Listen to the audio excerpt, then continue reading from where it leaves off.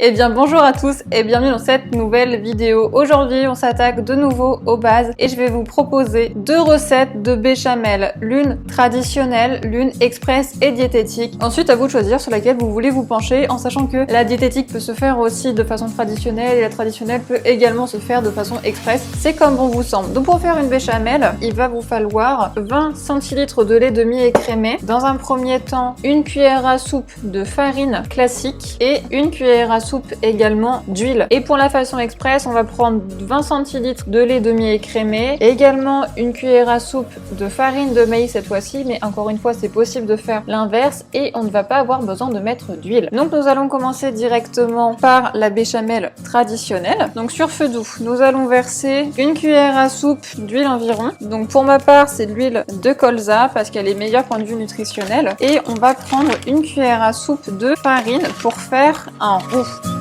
Et on vient mélanger le tout. Donc une fois que la farine a bien absorbé tout l'huile et commence à être colorée, on va éteindre le feu et on va verser tranquillement le lait petit à petit.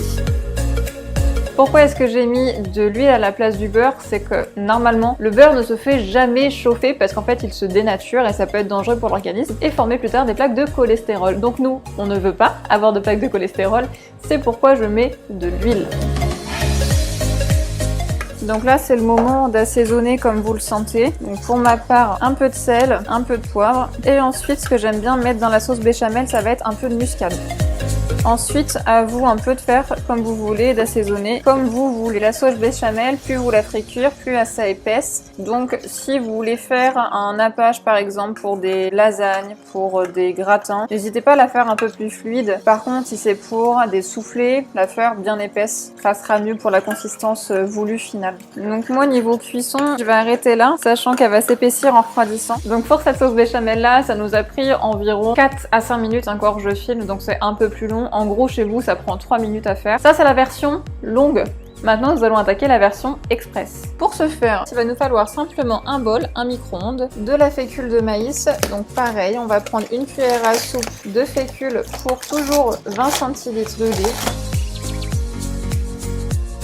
Notre maïzena est dilué, donc on va pouvoir verser tout le reste de lait. Donc on mélange le tout. Une fois que c'est bien mélangé, on va simplement mettre ce mélange 30 secondes dans le micro-ondes, vérifier, mélanger et faire ça toutes les 30 secondes, voire même 20 parce que ça va très vite. Donc toutes les tranches de 20 secondes, on vérifie, on mélange et on remet. Votre béchamel est prête.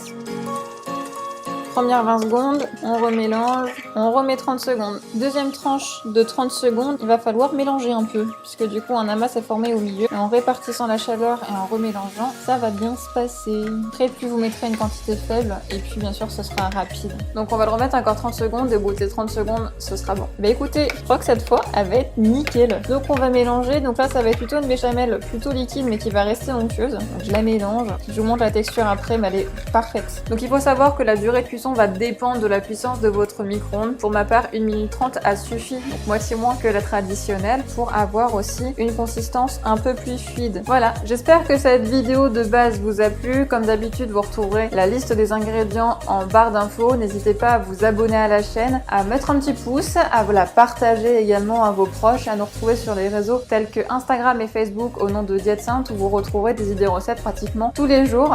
Et bien écoutez, moi je vous dis à bientôt et puis à vos fourneaux. Salut!